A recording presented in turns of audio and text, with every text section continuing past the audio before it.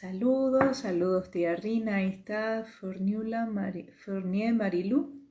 Saludos, bienvenidas. Vamos a esperar a que las chicas se nos sumen a este live que estaban bajando su última versión de Instagram. Sí, que hoy vamos a hablar sobre autismo en mujeres y vamos a ir viendo por qué era necesario hacerlo específico. Hay una diferencia, hay una razón de por qué lo queríamos enfocar a mujeres y el día de hoy vamos a tener a dos personas maravillosas, dos mujeres que son psicopedagogas, son especialistas en educación especial y en terapia de lenguaje, tienen mucha experiencia trabajando el tema de autismo. Entonces vamos a tener con nosotros a Jimena y Andrea Castro de Costa Rica, del Centro Terapéutico Casa Verde, que aquí está ya. Entonces vamos a pedirles que se nos sumen ahorita. Bueno, siempre nos pide la última versión. Chicas, el Instagram sigue pidiendo la última versión de Instagram para poderse sumar al live. Entonces hay que borrar la versión que tienen y volverla a instalar para que sea la última versión y así nos podamos conectar.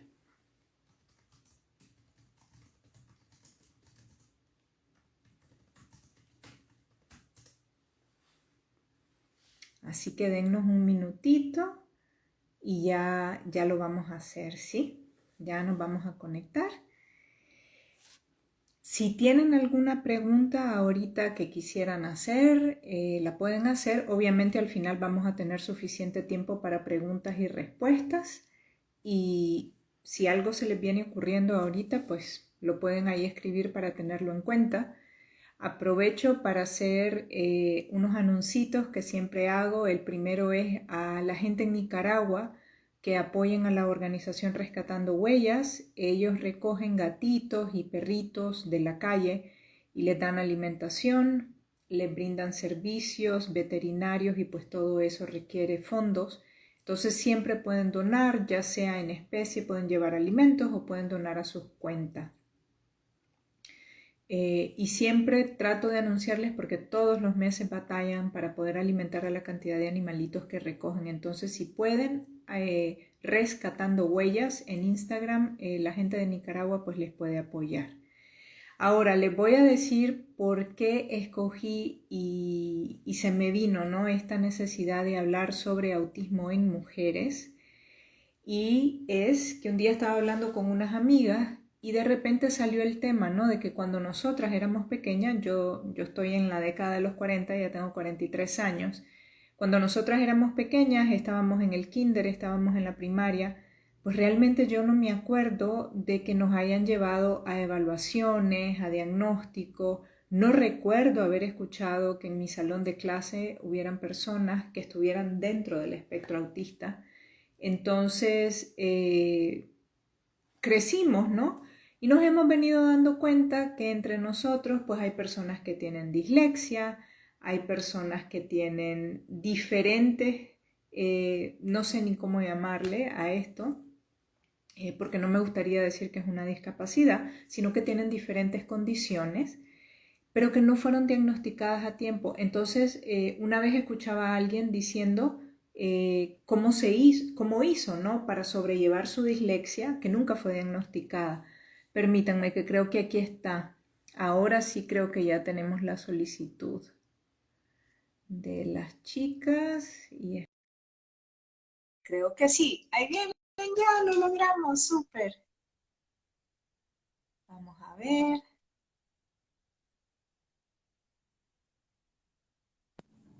Aquí están ya.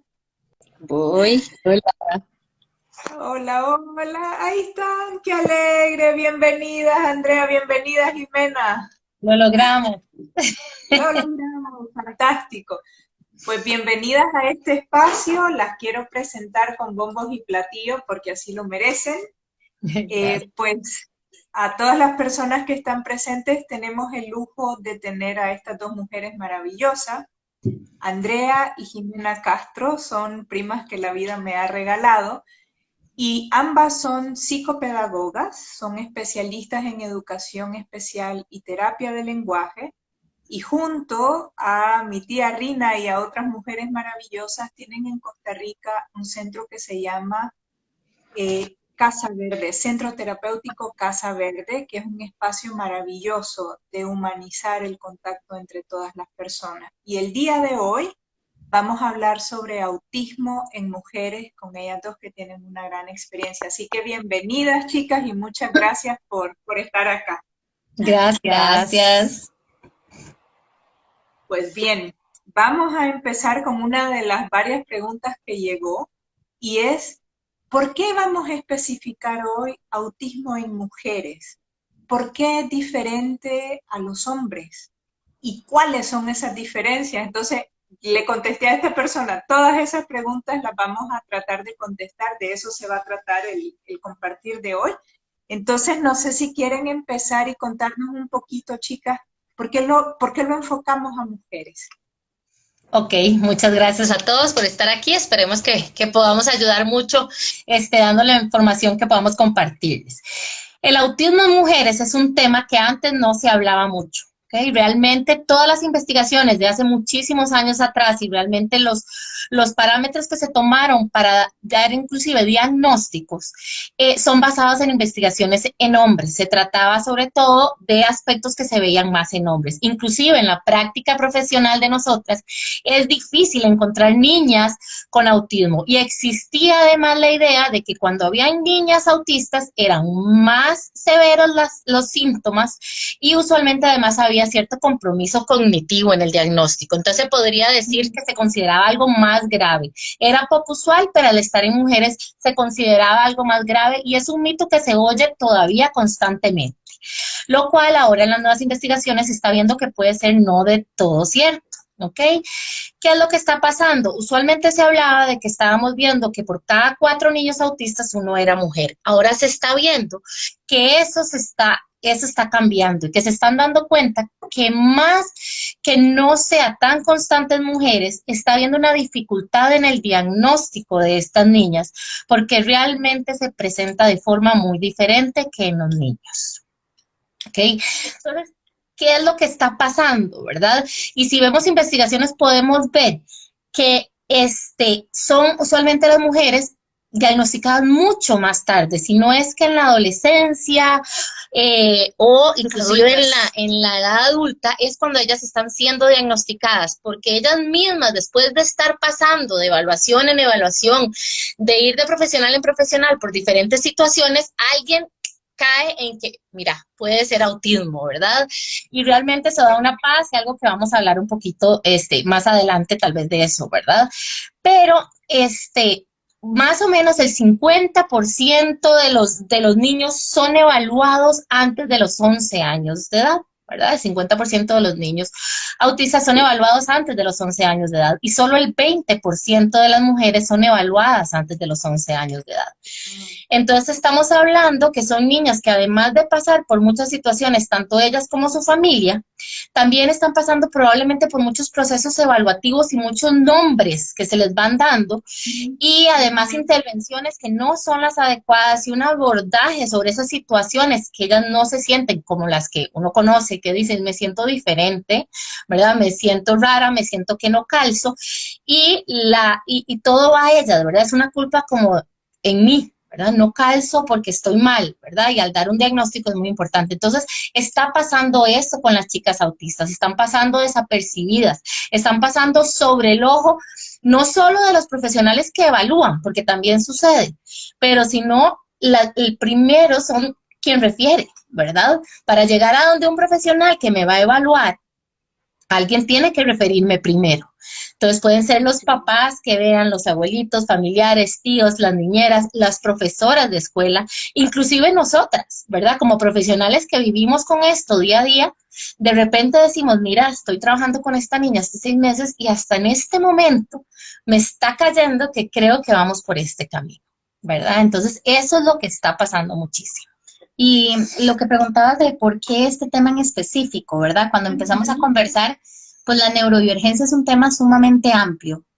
Como estabas diciendo, abarca muchísimas otras condiciones como dislexia, mutismo selectivo, pues una serie de otras condiciones que también pues mucha población está siendo afectada. Entonces, un tema que casi no se conversa es sobre esta gran diferencia y especialmente si tenemos esta oportunidad de poder conversar y abrir un poquitito la mente sobre esto y de alguna manera llegar a ciertas personas que tal vez tengan esta confusión, especialmente por a la hora de hacer un diagnóstico diferencial entre diferentes condiciones, ¿verdad? El poder darle respuestas a muchas personas y quedar con esa espinita, pues es importante que si uno tiene la voz, empezar a hacerla escuchar, ¿verdad? Sí. Algo que ustedes compartían, chica, era que muchas veces el autismo se llega a enmascarar porque se confunde con déficit de atención e hiperactividad, con desórdenes alimenticios, desórdenes de personalidad, con muchas otras cosas. Entonces a veces de repente hay una personita que si tuvo suerte y pudo tener acceso a un diagnóstico, a un acompañamiento, a una evaluación, de pronto va a tener chance de que sea diagnosticada, pero era lo que yo estaba diciendo justo antes de que ustedes entraran. Yo tengo 43 años y yo recuerdo que cuando yo estaba en la escuela jamás escuché decir que en mi salón de clases había alguien que tuviera déficit de atención, hiperactividad, autismo o dislexia. Pero sí me he encontrado ya en esta fase adulta a personas que conozco que son disléxicas y que se vinieron a enterar a los 35, 40 años. Es más, yo tuve un novio que era disléxico total y nunca fue diagnosticado y él estaba en la universidad haciendo su doctorado y batallaba horrores. Y entonces fue diagnosticado súper tarde porque sus papás nunca se percataron de ello porque él lograba, ¿no? Llevar las clases, aunque escribía mal, ellos lo veían así como ese es su estilo, o confundía letras y demás. Entonces, yo quería preguntarle esto, ¿qué hacer, por ejemplo, cuando uno se enfrenta ya en la etapa adulta o como joven, que de repente empezás a ver, mira, esto me está costando? ¿Qué sería como lo más respetuoso, más autocompasivo de hacer en ese momento? Y cuando tenemos a una personita más pequeña y somos responsables de ella, ¿en qué debemos de poner el ojo para decir, mira, me voy a acercar a alguien? Y ese acercamiento inicial que debe de ser un diagnóstico, una evaluación, ¿cómo sería, pues? Ok, si quieren empezamos con las pequeñas, ¿verdad? Porque pasa que sí, de repente vemos una niña pequeña. ¿Qué pasa con las chicas pequeñas?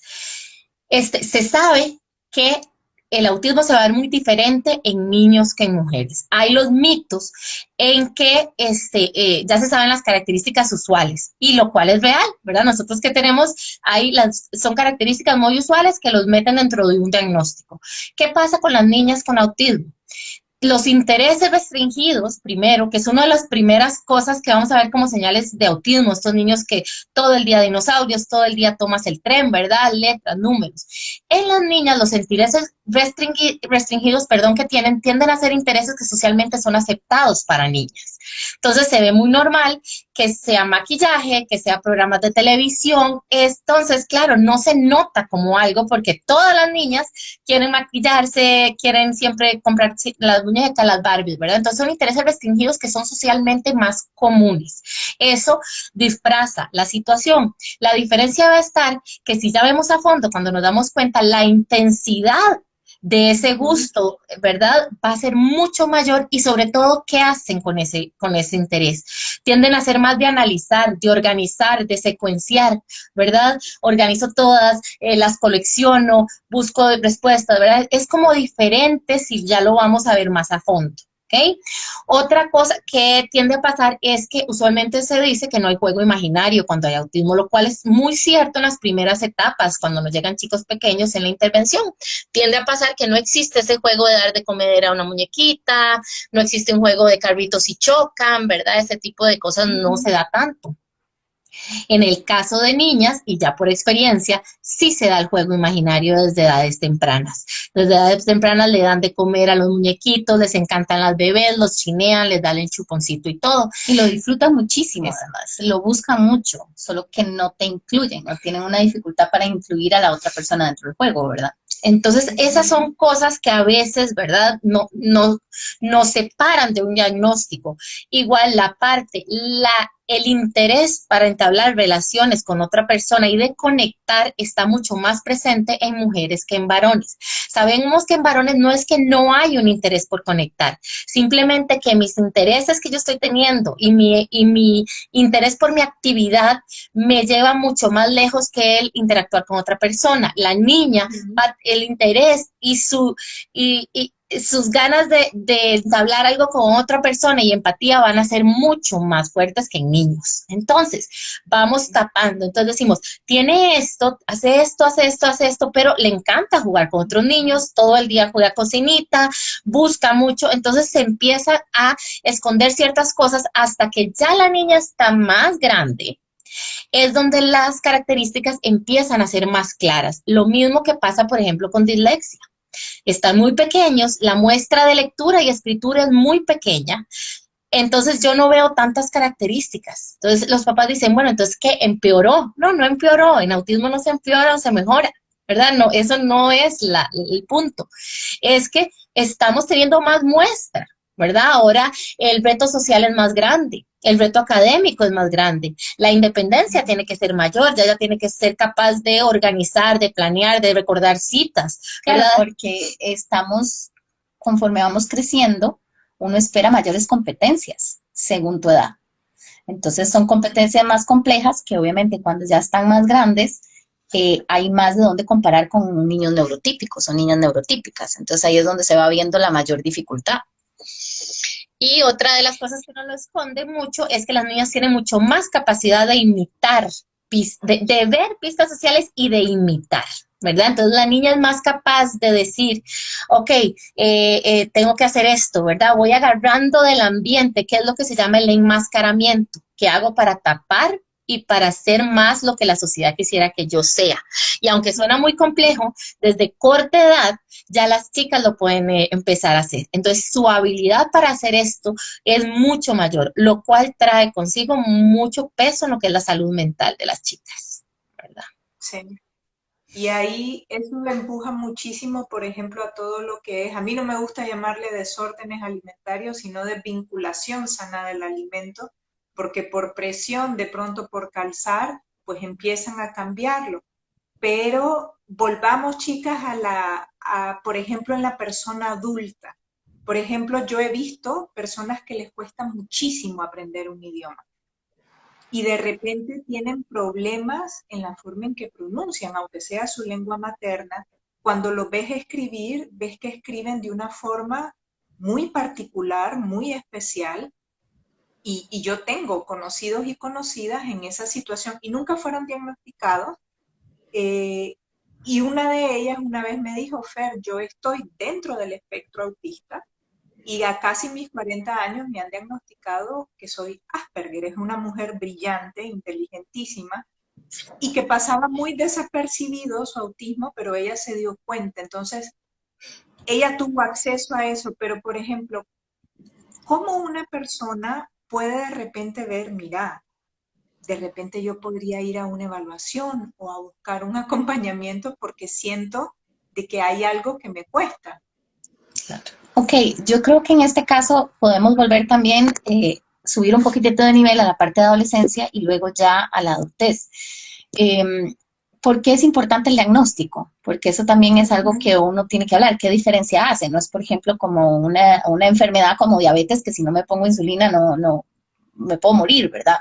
En este caso, ¿por qué es importante? Porque no hay nada más importante que saber quién soy. ¿Ok? Y poder yo entenderme a mí mismo y poder justificar mis conductas y poder justificárselas a otros.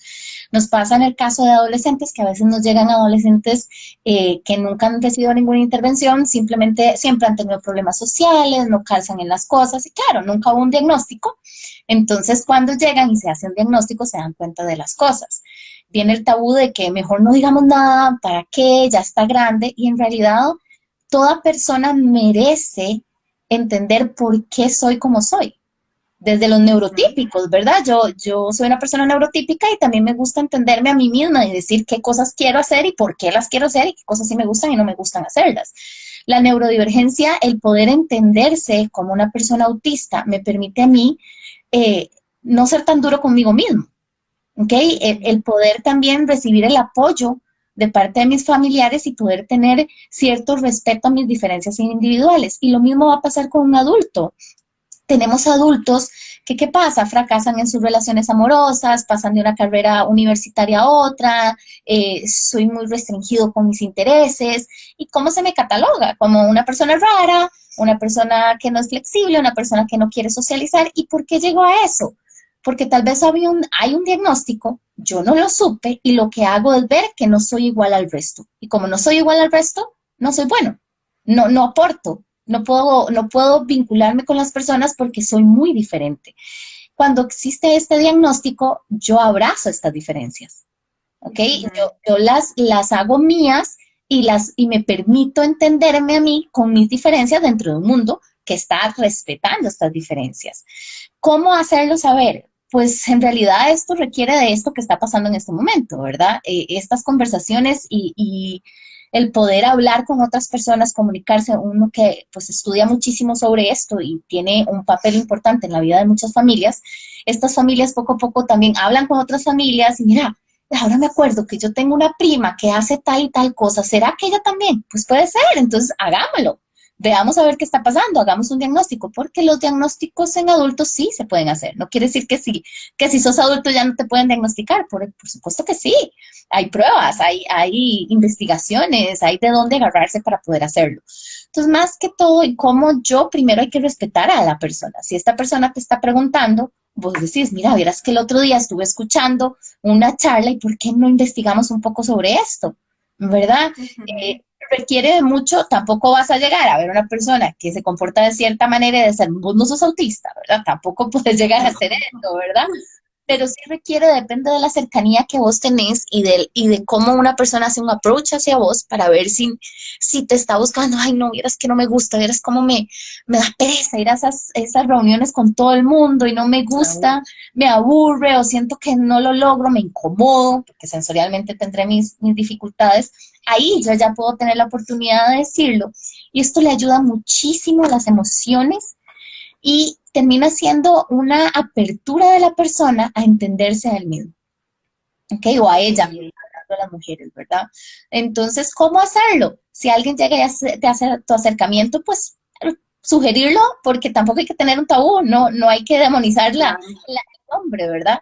O esto va mucho de boca en boca, de cómo una persona te habló y la tía y la abuela y la amiga y la nieta, y así poco a poco, de palabra en palabra, se va entendiendo. Y por eso el tomar el tema de autismo en mujeres era importante, ¿ok? Porque pasan muy desapercibidas, pasan como otros trastornos psiquiátricos, cuando en realidad puede ser un autismo, ¿verdad? Sí. Chicas, algo que yo quiero que ustedes aborden con esa humanidad es eso que dijeron hace un ratito. El autismo no es que va a mejorar o va a empeorar. El autismo es. Y una persona que es autista está dentro de un espectro, porque muchas veces se habla del autismo como muy a la ligera, ¿no? Entonces yo quisiera que ustedes nos aclararan un poco qué es el espectro autista, para que vayamos teniendo como más bases de ir conociendo todo esto y sobre todo, cómo comunicar, por ejemplo, a un hijo, a una hija adolescente que de repente se enamora. Y claro, ella tiene su forma de ser y de repente no calza, por ejemplo, en una fiesta donde hay volumen y no le gusta ir, pero quisiera socializar. Entonces, ¿qué es el espectro autista y cómo apoyar a nuestros pequeños o adolescentes en ese proceso de compartir, de abrazarse y poder conectar con los demás? Necesitamos 5 likes para responder eso. Ok, de forma muy resumida. El autismo es una neurodivergencia. ¿Eso qué quiere decir? Que es una forma diferente de procesar información, por lo tanto, es una forma diferente en que recibo la información, la proceso y doy respuestas a esa información que tengo. Entonces, nos va desde el área sensorial, para dividirlo un poquito en áreas, cómo recibo la información táctil, cómo la proceso. Entonces, ahí es donde vemos que usan headphones para bloquear el sonido, que no puedo tocar texturas, que más bien pasan sucios y no se dan cuenta, problemas de alimentación, pero me refiero a picky eaters, ¿verdad? Vemos las personas que comen las 5 comidas, estamos hablando de niños y adultos, ¿verdad? Arroz, huevito y plátanos, y no, de ahí no pasan, ¿verdad? Inclusive de adultos. Me estorban los sonidos, me estorban los movimientos, o más bien busco movimiento constante, ¿verdad? Esas personas que vemos sentadas ya adultas, se mueven. Esas son esas cosas sensoriales que mi sistema nervioso recibe de forma diferente, sea muy alta o muy baja. Y entonces, obviamente, mis respuestas van a ser diferentes, tanto que doy una respuesta inadecuada a cómo me retraigo o evado ciertas situaciones porque es demasiado para mi sistema nervioso, ¿ok? Eso es real y ahí hay que empezar a formar en que, ay, qué exagerado, si es una bulla. No, cuando estamos hablando de un trastorno sensorial, no es que estorba un poquito, como a mí, que ya de repente por la edad uno le empieza a estorbar más la música que antes y uno apaga el carro, ¿verdad? Ese tipo de cosas, sino que realmente llega a un punto que pone ansioso, pone nervioso, pone de mal humor. Los niños se ponen realmente asustados ante situaciones de olfato, ante situaciones que escuchan. Entonces, ¿qué pasa? Esa persona pierde totalmente la atención y ya no tengo capacidad de socializar, ¿verdad? Ya no te puedo hablar, no puedo hablar, bailar en la fiesta, no puedo leer pistas sociales porque estoy tan enfocada en lo sensorial que no doy respuestas, ¿ok? También va a tener dificultades a la hora de yo planear mis movimientos. Cómo me muevo para ir de un lugar a otro, cómo hago para no chocar. Está la parte propioceptiva que tiene que ver con la fuerza y control y distancias y entender mi cuerpo. Entonces, ¿qué tanto me acerco a una persona? ¿Qué tanto me alejo? ¿Verdad? Para hablar, y usualmente uno vemos que esta persona como que se me acerca mucho para hablar. Entonces, ahí vemos que no hay esa conciencia de dónde empiezo yo, dónde termina la otra persona. Tienden a verse como si fueran niños como groseros y bruscos, cuando lo que estoy buscando es ese contacto fuerte, ¿verdad? Y en grandes ya lo vemos, ¿verdad? Ese manazo fuerte, o más bien muy suave. Entonces, es todo eso, cómo yo planeo, cómo organizo, cómo mapeo un espacio de una fiesta para ir desde acá hasta donde voy a agarrar mi fresco, e ir a traerlo sin que se me caiga, y además leer pistas sociales de que si alguien me saluda y yo estoy planeando y mapeando dónde tengo que pasar sin golpear, sin lo que estén bailando me empujen, mientras manejo el sonido y ver si alguien me saluda y esa persona me saludó y yo hice una cara totalmente inadecuada. Si tengo 16 años, eso me va a quedar aquí y ya, mami, venga por mí, ¿verdad? Porque es demasiado. Entonces, realmente es todo esto que son, lo que se dice es esto, ¿verdad? No es que viven en su propio mundo, es que están recibiendo la información de forma diferente y necesitamos que el mundo alrededor entienda eso y sea consciente y que entienda que no están exagerando, que no es que como ayer sí pudiste y hoy no, por diferentes razones. Ayer sí puedo y hoy no puedo. El ambiente, me sentía más seguro, tenía una persona segura, la camisa que andaba no me incomodaba, la camisa que me quería poner se me cayó un botón y ya voy indispuesto a la actividad. Tantas cosas que son reales. Y lo único que hay que hacer es tener un ambiente alrededor que respete y que sea flexible. Pretendemos que ellos sean flexibles, pero nosotros no podemos ser flexibles. Ay, ya, qué raro, o sea, ¿verdad? Ese tipo de cosas. Ahora, tiene que aprender. Tíralo porque tiene que aprender. Entonces, ¿qué pasa? ¿Cómo logramos que el ambiente alrededor lo haga? Nosotros como papás tenemos que defenderlos desde niños y además es importante que ellos sepan desde niños. Si lo sabemos desde pequeños, a veces se dice, esperemos que tenga 16 y que ya entienda, ¿verdad? Y eso pasa mucho porque lo vemos como una tragedia y el autismo no es una tragedia, ¿verdad? Lo vemos a veces como una tragedia porque siempre estamos pensando adelante. Entonces a mí me dicen autismo y yo me imagino aquel autista que yo me imaginé. Y no, esa no va a ser la experiencia de vida de él no quiere decir que el otro estaba mal. Simplemente la experiencia de vida de esta familia y de este niño va a ser otra, porque es otro ambiente. Entonces, es importante que desde pequeños ellos vayan sabiendo, pero no como, uy, tenés algo mal. No, es simplemente la forma en que tu cerebro procesa la información, ¿verdad? Y tienen áreas fuertes y áreas débiles, igual que cualquier persona. Nuestros chicos ya leen, tienen 3 años y medio, no están hablando, no están teniendo una conversación, pero escriben y leen, ¿verdad? ¿Qué quiere decir? Y esas áreas no las vemos, la vemos más bien como algo negativo, porque es una característica autista y no queremos. Entonces, el miedo de decirle a una persona, ¿no crees que pueda ser autista? Es porque lo vemos como algo negativo. Ese es el miedo que tenemos. En el momento en que yo lo abordo como lo que es, no crees que tenés una alergia, no crees que es un herpes, no crees, igual no crees, con delicadeza, obviamente, ¿verdad? Vieras que, y a veces uno habla mucho, lo asocia a uno con decir ciertas cosas, esto y esto y esto. Usualmente tiende a pasar más en personas adultas, que cuando les dicen hay dislexia, hay autismo, más bien sienten una tranquilidad.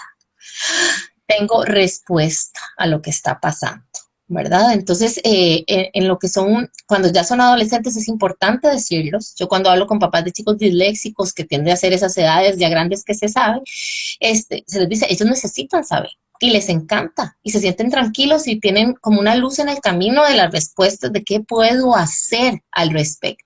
Si no, yo voy tanteando, usualmente se les dan diagnósticos de TOC, porque son inflexibles, hay trastornos alimenticios y aquí hay que hacer una aclaración que no siempre es porque son picky eaters cuando son adolescentes, sino que hay trastornos alimenticios porque tienden a ser sus obsesiones. Es un gusto restringido también, ¿verdad? Entonces empiezan a obsesionarse por la belleza, por esto y el otro, y como tienen la capacidad de interesarse en letras, entonces leer a los 3 años, tengo la capacidad de interesarme en dietas y tener desórdenes alimenticios a esas edades, ¿verdad? Entonces sí es importante para evitar mucha dificultad en lo que es salud mental, que desde cortas edades tengamos un diagnóstico. Okay. ¿Y cómo, por ejemplo, qué recomiendan ustedes hacer en el caso de las escuelas? Porque no todas las escuelas son abiertas y muchas veces cuando hay niños que tienen autismo, no hay escuelas que te digan yo acepto a mi hijo. Entonces, ¿qué se puede hacer?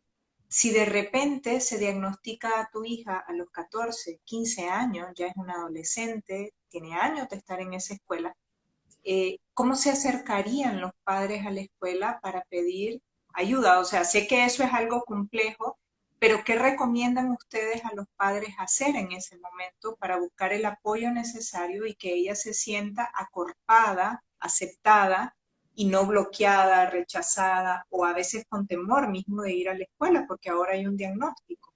Claro. Yo creo que muy importante en esto es la educación y la información, ¿verdad? Pues obviamente estamos aquí personas de diferentes países y la experiencia va a ser muy diferente a nivel de educación. Aquí en Costa Rica pasa que sí está habiendo una abertura importante, sobre todo si es una niña grande. Porque ¿qué pasa? Ya a veces dicen, lo peor ya pasó, lo peor me refiero al susto, ¿verdad? A lo que qué va a pasar. ¿Será que habla? ¿Será que puede estar en la escuela? Si estamos hablando de una niña de 14 años, ya ¿verdad? Esas etapas ya sucedieron. No quiero decir con esto que sea menos importante lo que ya va a pasar. Usualmente es hasta más complejo, ¿verdad? Pero ya esa etapa de nerviosismo de la familia está superada. Ahora, sí es importante y siempre les digo, tienden a suceder que quieren esconder para que no le pongan una etiqueta. Entonces escondo diagnósticos. No digo el diagnóstico, no digo que está medicada, no digo nada. Eso lo que hace es que la misma niña, que ya no va a poder decir y se le explica por qué no, sienta que tiene que tapar lo que ella es porque hay algo mal en ella. Entonces es muy importante la apertura y nosotros como papás saber que si desde niños o si nos damos cuenta ya grandes, somos los encargados de ayudarle a esa niña a defenderse, ¿verdad? Porque además estamos hablando de niñas que, aunque se ha habido mucho cambio, tiende a haber una idea, ¿verdad?, de género ahí, en que yo tengo que callar, tengo que acostumbrarme, ¿verdad? Y hay toda una investigación que no es el tema sobre lo que es abuso, parte sexual en niñas y toda esta parte, ¿verdad?, que tiene que ver, porque no leo pistas sociales, no entiendo cuando alguien se está pasando, ¿verdad? Y todo esto que viene ahí de fondo. Pero entonces, ¿qué tenemos que hacer? Tenemos que hacer a esa persona valer sus derechos desde niña, ¿verdad? Saber que los cambios que estamos pidiendo no es algo, ¿verdad?, de terror. Estamos pidiendo que se le permitan recesos de vez en cuando, que pueda tener sus materiales sensoriales de steaming, ¿verdad? El steaming es algo que ahorita se está trabajando mucho en boga de lograr que se les respete. Ellos están acostumbrados a no mueva las manos, tápelas, escóndales, manos quietas, ¿verdad? Saber que pueden tener su collar mordedor, que de repente necesita mover los brazos, que de repente necesita salir, caminar y temblar, que necesita tener spinners y cosas para tocar. Todo ese tipo de juegos que estamos usando para niños, los adultos los necesitan para estar en una reunión. Y a uno le pasa. yo necesito un lápiz, yo necesito una bolita, yo necesito... Lo que pasa es que nosotros si no lo tenemos, lo podemos manejar. Una persona Exacto. autista, si no lo tiene, probablemente esta capacidad de conversar que tuviera, si tiene su artefacto, no va a estar, porque estoy concentrada en que no lo tengo, no lo tengo, no lo tengo, ya y de ahí no puedo salir. Entonces, tenemos que respetar ese tipo de cosas. Y si desde niña les vamos enseñando que en la escuela se permite, que puede haber una cajita para todas las personas, que cuando hay actos cívicos o bailes o, ¿verdad?, cosas de escuela, hay headphones para los que los necesiten para que es demasiada bulla. Si el estar sentados uno a otro es demasiado, esta persona puede estar al frente o sentado en una silla lejos, no para separarlos, sino porque es demasiado estar en esas, ¿verdad?, en los gimnasios todos los niños unos contra otros, ¿verdad?, pegados. Ese tipo de cosas en fila, me estorba que alguien esté atrás mío, flexibilidad en el uniforme, no hay manera de que se ponga ese uniforme tan duro y que tiene etiquetas, ¿verdad? Todo ese tipo de cosas, ser flexibles y saber que usualmente no va a ser algo permanente. Si el niño se siente acompañado, logramos integrar esas partes sensoriales y cuando vemos ya anda el uniforme igual que todos, pero necesitamos un ambiente flexible y ellas necesitan saber qué está pasando. Y si tiene 14 años y a esa edad se dio cuenta, que la escuela sepa, que sepa si hay medicación o no, o sea, necesitamos un acompañamiento total, verlo como lo que es. ¿Sabe? La niña es la misma de ayer a hoy que tiene el diagnóstico, es la misma, más bien el diagnóstico lo que va a hacer es que ya vamos a tener la capacidad de los apoyos que necesitan. Ya sabemos que no es malcriada, ya sabemos que no es grosera, ya sabemos que no es que no le interesa jugar con otras niñas, ya sabemos que no es vagabunda, y eso pasa muchísimo en autismo en mujeres. Vagabunda y poco aseada, ese tipo de cosas. La dificultad para una mujer y para un hombre con autismo de iniciar una actividad es real, ¿verdad? Es un tema muy amplio que se habla de la inercia, esa capacidad de yo decir, ok, me tengo que levantar a bañar, tengo que hacer esto, tengo que hacer este trabajo. Esa capacidad entonces se ven como que son vagabundas, poco interesadas, ¿verdad? Y se ve muchísimo muchachos con autismo que llegan de 18, 19 años, están en la universidad, no dan pie en bola, dejan botada, cambian de carrera a carrera, que son cosas que si desde chiquititos, ¿verdad? No lo hubiéramos tapado y les vamos ayudando no a cambiarlos. Cuando hablamos de autismo, no estamos quitando autismo, no estamos curando nada, no le estamos quitando lo que está mal para meter lo que está bien. ¿Okay? Lo que queremos hacer es, igual que todos, tenemos áreas débiles, tenemos áreas en lo que no sentimos un desarrollo armonioso y no nos sentimos cómodos y les vamos ayudando con eso para que tengan un desarrollo más armonioso en todas las áreas, ¿verdad? Qué lindo podernos apoyar y qué mejor si lo podemos hacer desde chiquitito para sentirnos acorpados, porque no logro imaginarme lo que ha de ser que de repente te dicen te ves sucia, porque sos sucia, mejora tu apariencia. Y son comentarios que pueden pasar, ¿no? Que pueden ser muy hirientes cuando una persona está tratando día con día de hacer lo mejor que puede dentro de una rutina que se vuelve difícil. Andrea, vos mencionaste hace poquito algo que yo quiero que expliquen porque hubieron preguntas sobre ello. ¿Qué es steaming? Y cómo podemos crear, porque no siempre pues hay muchos recursos disponibles en casa, cómo podemos crear, no sé si se llamen instrumentos o objetos que la persona pueda usar como steaming. ¿Qué recomendaciones harían ustedes si son importantes colores y texturas, de forma que en casa lo pudieran hacer como objetos que estén disponibles? Preguntaba una persona. Ok, el steaming es una necesidad que tiene una persona autista con su cuerpo, ¿verdad? Y realmente lo necesitan hacer y el no hacerlo les provoca mucha ansiedad y nuevamente hacemos que la persona no esté tan presente, porque yo necesito, ok, voy a tapar mis manos, tengo una sensación en el cuerpo, entonces estoy incómoda, no puedo poner atención, no puedo responder en forma adecuada, entonces ellos realmente necesitan hacer el steaming. Todo lo que son las teorías conductistas trabajaban en eliminar eso y todavía un poco se pueden ver.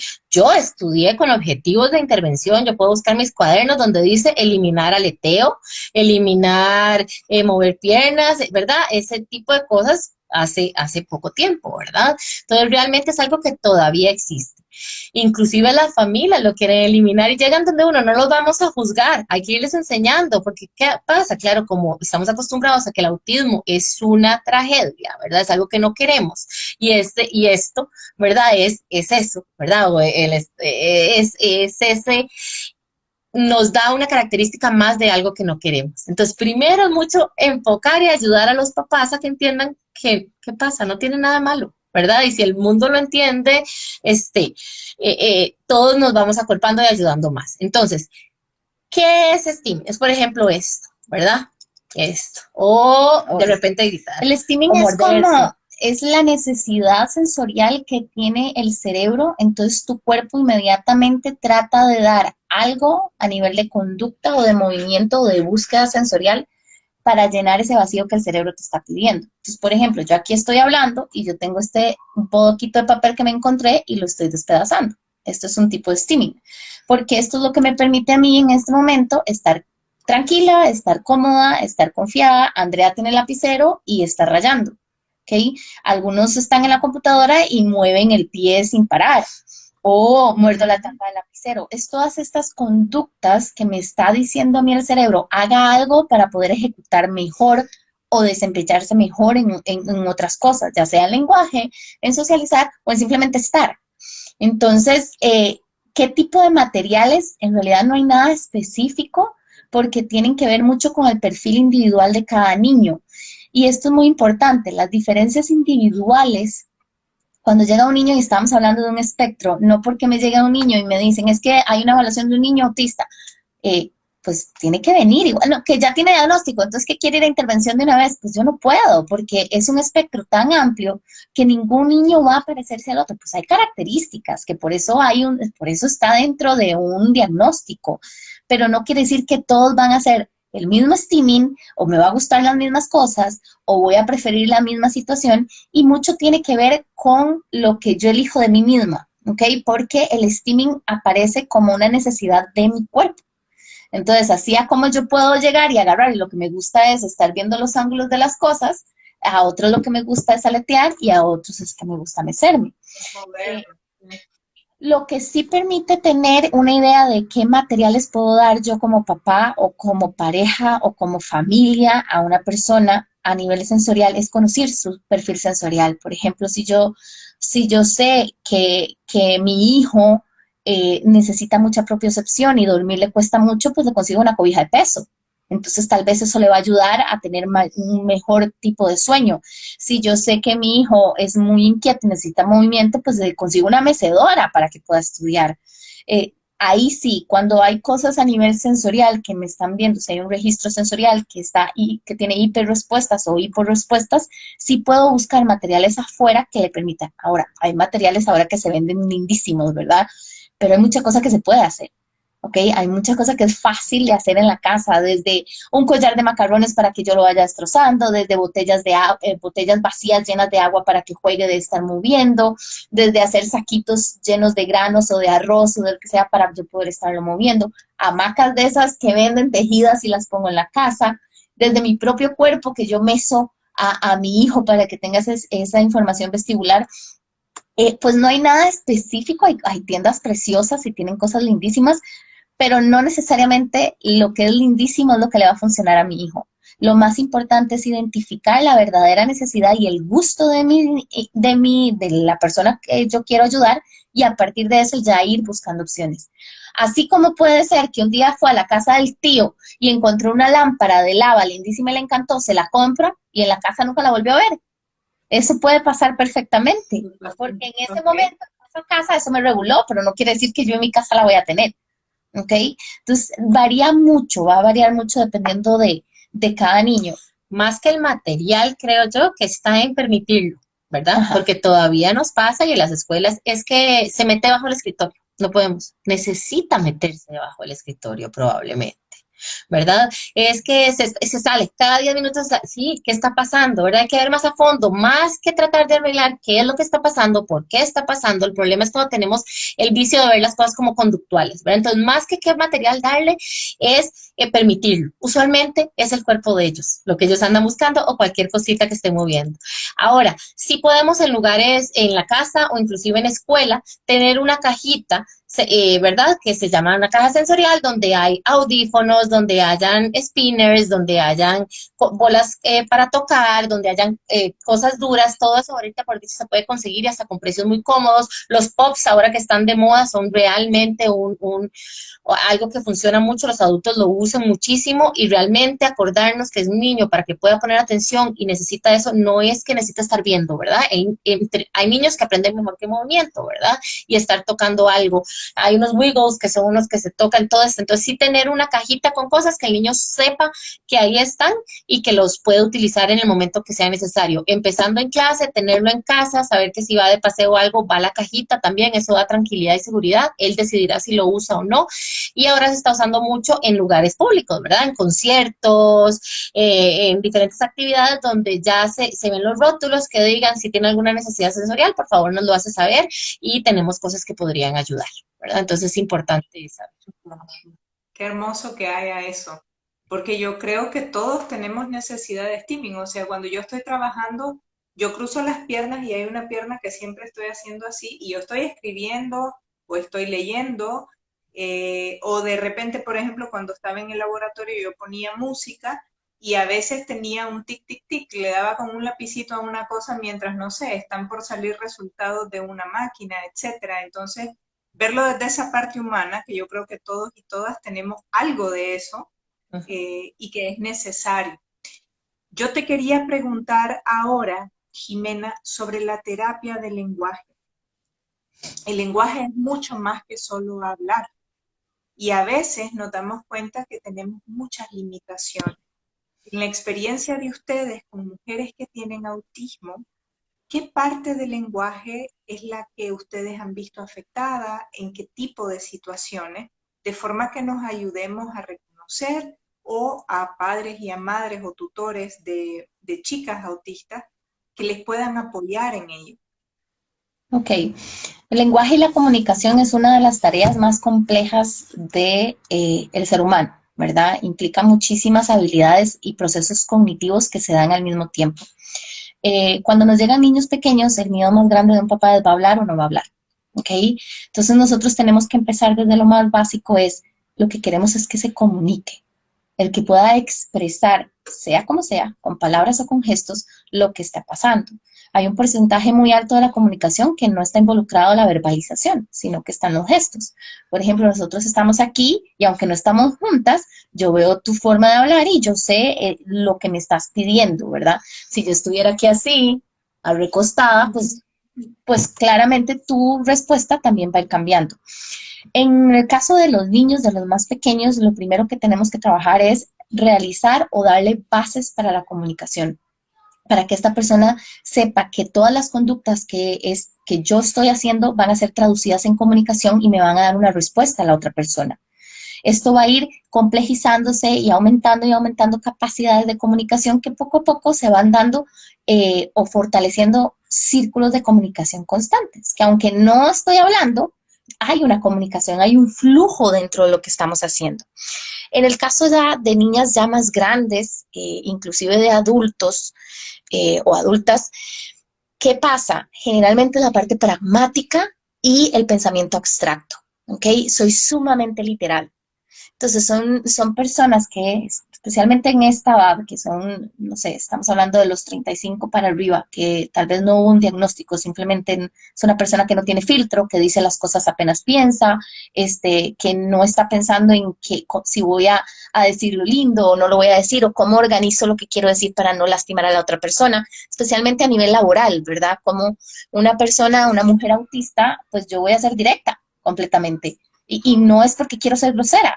Esa interpretación de lo que yo estoy diciendo porque parece que no estoy siendo sensible a la hora de quererlo decir, es una de las dificultades más grandes que afrontan las personas autistas adultas. Entonces es muy importante entender que cuando hay un diagnóstico, no es que la otra persona me quiera lastimar, es que no tengo esa capacidad de filtro y hablo como es, así a como me sale, a como tiene que ser. Y luego la decodificación, ¿verdad? De los gestos y de la capacidad que yo tengo de interpretar lo que me está diciendo y cómo me lo está diciendo. Por ejemplo, el sarcasmo, el entender las bromas, el doble sentido, ya eso cuando son adolescentes y son más grandes, pues a veces no lo disfruto tanto porque no lo entiendo. Volvemos a la misma idea, el diagnóstico por eso es importante, porque entonces llegamos con muchachos de 16, 17 años que le dicen, explícamelo de nuevo porque no entiendo la broma. Acuérdate que yo soy autista y hay cosas que yo no voy a entender, ¿verdad? Igual va a pasar en adultos, yo necesito que me lo digas. Me pasa, por ejemplo, con niños que nosotros tenemos y los papás pueden ser autistas y me dicen, explíquemelo de nuevo, tengo un caso en particular, yo la estoy escuchando, pero no entiendo lo que me está diciendo, entonces necesito que me lo diga otra vez para yo poder organizar mis ideas y entender las palabras que salen de su boca. ¿Ok? Los procesos van pasando en bloque, no se está dando esa armonía de poder leer tu parte gestual, más lo que me estás tratando de decir, más todo lo que está pasando alrededor mío, ¿verdad? Entonces, ahí es donde afecta el lenguaje y la comunicación. En niños pequeños, especialmente niños que están intervenidos en teorías basadas en respecto a las diferencias individuales, pues claramente, ¿qué sucede? Son niños que no van a crecer, son adultos que no van a crecer con esas dificultades, porque tienen las bases, ¿verdad? Yo siempre le explico a las personas que es como un Jenga. Si yo quito las piezas de abajo, pues la torre se va a venir para abajo toda. Yo necesito fortalecer esas habilidades de comunicación, ese sentirme entendido por la otra persona, ese poder de codificar lo que los gestos quieren decir, ese respeto al tiempo que yo tengo para poder responder algo, ¿verdad? Me permite que ese Jenga nunca se caiga y que esas piecitas que van saliendo de allá es simplemente porque mi edad cronológica va cambiando y ya mis habilidades van subiendo y aunque hay momentos de quiebre, siempre se va a restablecer, ¿verdad? Entonces son cosas dependiendo de la edad, así vamos a ver la comunicación en el lenguaje. ¿Okay? Pero en mujeres especialmente a nivel del campo laboral, donde ya vienen otros factores difíciles, ¿verdad? De mujeres desempeñándose en diferentes cargos, y ya si es una mujer autista, todavía se va a ver como esta persona fría, como esta persona sola, y en realidad hay un diagnóstico, ¿verdad? Y yo entender como colega, como compañero de trabajo, que hay ciertas cosas que yo no tengo que malinterpretar, ¿verdad? Que no es que soy grosero, es que simplemente las cosas me salen así como son. Muchas veces hay algo muy importante, la parte de la intervención que se da desde niños. Si yo desde niña estoy con una intervención conductual, aunque ya hablé, me puedo desempeñar, fui a la universidad, o desde pequeña estoy en estos famosos grupos sociales, que lo que enseñan es un script social. Eso causa una ansiedad, porque entonces me enseñan que yo tengo que hacer esto, tengo que decirlo y tengo que responder de tal manera, tengo que ver a los ojos y llegar a un ambiente social que tiene tantas variables, ¿verdad? Al mismo tiempo, y tener que estar pensando en lo que voy a hacer hace muchísimo daño, ¿verdad? Realmente los grupos sociales se tienen que hacer, sí tienen que existir, está perfecto, pero el problema es cuando yo quiero entrenar al niño, responda, saluda de la mano y la persona olía feo, me agarró muy duro, había, ¿verdad? Tantas cosas que se dan que yo empiezo a entrenar, entonces esa persona llega al trabajo con listas de cosas que tengo que hacer, listas de temas de hablar para cuando voy a almorzar, eso es demasiado, es un masking que es muy pesado y lo que quiero hacer es salir huyendo, llegar a mi casa y no salir más, ¿verdad? Entonces causa ansiedad, depresión y todo lo que viene, ¿verdad? Con eso. Importante lo que están diciendo porque, pues sí, hay personas autistas que no tienen un diagnóstico que de repente nosotros etiquetamos bajo es una pesada, o qué barbaridad no tiene filtro, o mira cómo hace las cosas, o viene sucia, no se baña, o no se sabe presentar para la ocasión en diferentes lugares, ¿no? Y qué lindo eso que decías del Jenga, Jimena, se me hace súper amoroso, eso de que nunca se cae, sino que siempre va hacia arriba y se va reedificando. Chicas, voy a abrir espacio a preguntas porque hay aquí algunas, entonces voy a activar comentarios para poderlas leer y habían 3 preguntas. Espérenme que ya las voy a buscar. Ay, ay, ay. Ay, ay, ay. Espérenme. Ya casi me salía, pero... Ay, si me ayudan Uy. y las vuelven a escribir o me cuesta mucho a mí buscar las preguntas. Si me ayudan. Aquí yo veo, ¿Sí? no, lo que estoy viendo, no veo las preguntas. Espérame, que creo que habían preguntitas. Aquí está. Un adolescente autista puede hacerse daño físico para llamar la atención y decir que no se siente bien. Y pues no entiendo esa parte como de que no decirse bien, pero claro, o sea, sí, sí, pues la adolescencia ya es difícil, ¿verdad? Ya es difícil tal cual, teniendo un diagnóstico, no sabiendo el diagnóstico o no. Hay que dar un acompañamiento todavía mucho más a fondo, ¿verdad? Siempre estar viendo, siempre estar acompañando, siempre ir un paso adelante, no asumir cosas, ¿verdad? Entonces, muchas veces el autismo se puede confundir con todo, con ansiedad, con depresión, con trastornos alimenticios, pero además no solo se puede como no ver, sino que puede estar acompañado, ¿verdad? Cuando hay autismo usualmente hay déficit atencional y cuando hay autismo, y eso hace que yo no logre ver las consecuencias de mis actos, ¿verdad? Está esta parte de causa y efecto, tiende a estar un poquito alterada, ¿verdad? Entonces yo quiero algo y hago, ¿verdad? Como un bebé que se golpea porque quiere o porque vomita para que me den, ¿verdad? Eso puede seguir pasando, lo que llamamos un berrinche, por ejemplo, sin medir las consecuencias que va a tener mi acto, ¿verdad? Después, entonces sí, claro que puede suceder y es importante, por eso siempre que tengamos un acompañamiento, no solo de terapeuta de lenguaje, psicopedagoga, acuérdense que nosotros como terapeutas de lenguaje o como especialistas en la parte de educación podemos y sabemos mucha información, pero hay parte que es ya de salud mental, que es importante que nuestros muchachos autistas estén acompañados de un psiquiatra. El psicólogo es importante, pero tenemos que buscar un psicólogo que sepa, ¿verdad? Que tenga experiencia, porque muchas veces sucede que son psicólogos que no tienen la experiencia en eso y están tratando de ayudarles a enmascarar más, de enseñarles scripts sociales, entonces tener muy claro qué es lo que queremos para esa persona, tener mucha comunicación, ya sea yo como adulta, saber que esta no es la persona que me va a guiar, no va con mis valores ni lo que yo quiero, ¿verdad? Y una persona en psiquiatría que vaya ayudando. Siempre es importante desde niños, o sea, no es que va a ir al psiquiatra, al psicólogo todas las semanas, pero sí tener un acompañamiento, porque las cosas van a variar. Lo sensorial cambia muchísimo, un día se chupan las cosas, otro día no, un día tal cosa, otro día no, ¿verdad? Entonces sí es importante siempre llevar un acompañamiento con un especialista en salud mental. Sí, y también entender que no hay respuesta absoluta para todo, ¿ok? Y que es muy importante que cuando tenemos un equipo de apoyo atrás, saber que estamos con personas que lo que de verdaderamente me están dando es apoyo y qué mejor saber que estoy con personas que me van a referir cuando se necesite esa referencia. Nosotras no tenemos las respuestas absolutas por todo, pero sí sabemos que hay ciertas condiciones o ciertas características o conductas que requieren de otro profesional. ¿Ok? Y el poder conseguir otro profesional que trabaje en equipo con la parte terapéutica es muy importante. ¿Ok? Y es algo que también iba a comentar en cómo apoyar en la parte escolar.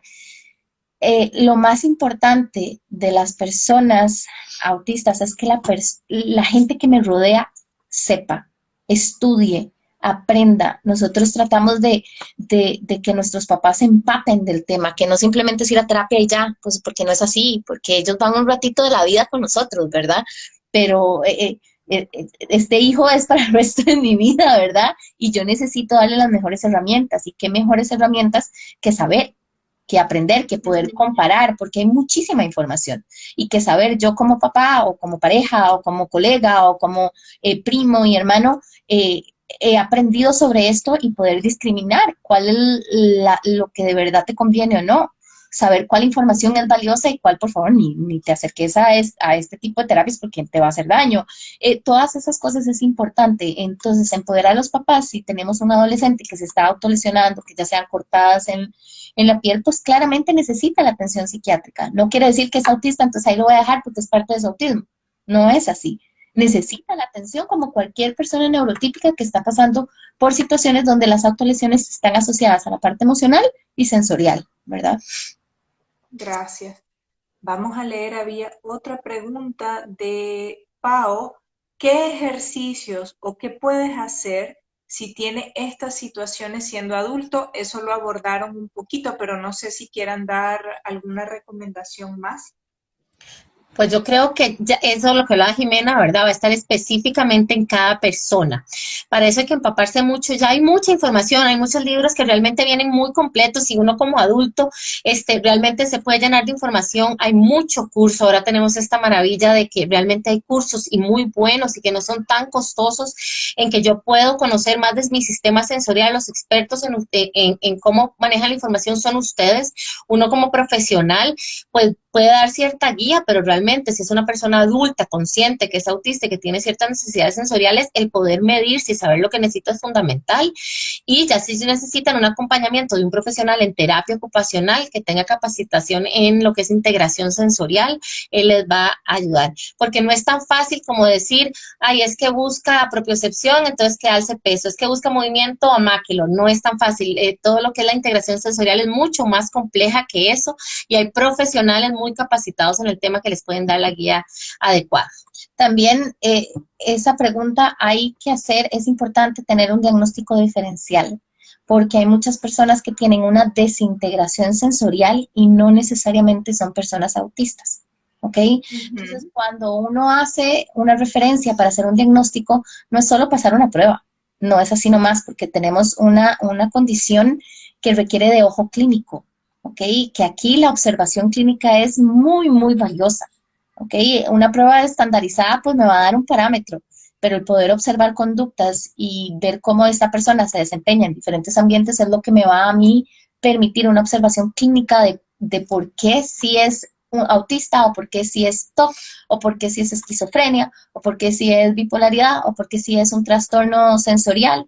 Hay comorbidades, ¿verdad? Hay condiciones que comparten otras dificultades, pero no necesariamente una persona con una desintegración sensorial va a ser autista. Generalmente los autistas tienen una desintegración sensorial, pero también puede ser una persona con una condición de desintegración sensorial, que es una condición que ya está dentro del DSM-5, ¿verdad? Que ya se ve como un diagnóstico aparte también. Ok, solo voy a leer un comentario que aquí puso QMM. Gracias por tocar este tema. Solo me gustaría comentar que el lenguaje tiene peso. Apartar la esencia de la persona a su diagnóstico me parece sumamente importante. Somos más que un diagnóstico. Pues Jimena, ¿sí?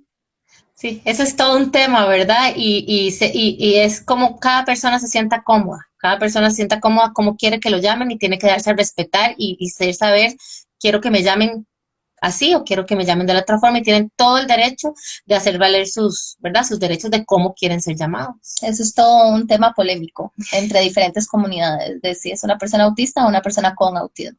Es complicado. Sí, sí. Bueno, da espacio para tener más compartires. Andrea, Jimena, yo les quiero agradecer mucho por aportarnos a este espacio que busca cómo conectarnos con esa humanidad que es el denominador común entre todas y todas las personas.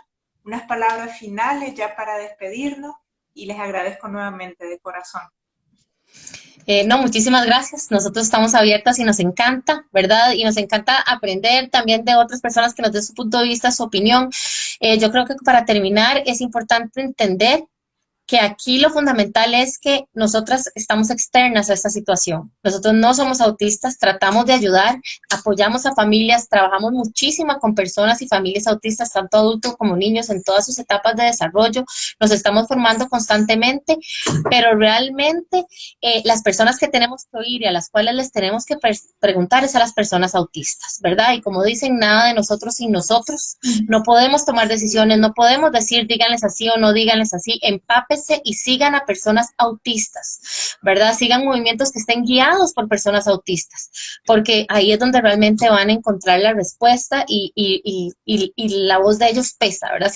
Mucho tiempo se les ha tapado, se les ha echado para atrás y se habla por ellos, se les defiende pero dejándolos atrás. Y ya sabemos que las personas autistas, sea con comunicación verbal, alternativa, como sea, tienen una voz. Entonces tratemos de empaparnos, leer libros, seguir en redes sociales a personas autistas que son las que realmente nos van a formar en lo que necesitan y en lo que les ayuda. Gracias. Y bueno, para que también invitarles a seguir al Centro Terapéutico Casa Verde, ellos están en Instagram y en Facebook y siempre hacen publicaciones súper buenas, así que les invito a seguirles, a poner atención, porque son una referencia para Centroamérica en todo lo que están haciendo. Chicas, les agradezco de corazón. Jimena, no sé si quieres dar unas palabritas de Andrea hizo un finalizar. muy buen resumen y si empiezo a hablar no termino.